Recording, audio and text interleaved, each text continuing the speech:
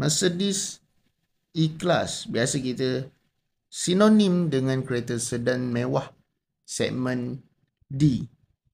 Tetapi kali ni kita bawakan yang special, yakni wagon ataupun Steed. Ini yang paling utama sebabnya sangat rare ataupun jarang didapati dan dimiliki oleh peminat Malaysia.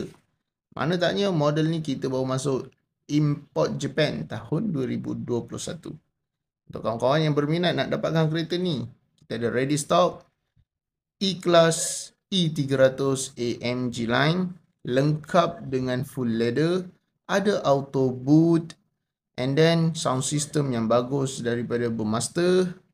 Selain dari itu, ambient light bersepah-sepah, dan juga model ni ada panoramic dan sunroof lah. Ini yang special sebabnya biasa model-model wagon ni didatang dengan bumbung penuh, tetapi yang ni datang dengan panoramic roof. Selain dari itu, steering wheel di flat, yang ni ada elektronik dan memory seat serta heater seat. Boot space yang lebih besar daripada model sedan sebab yang ni adalah model stage, dan 360 camera. Pada saya yang ni cukup menarik. Selain tu, dari segi kuasa enjin tetap sama dengan model E-Class biasa. 0177145604. Ingat recon, ingat Nabi.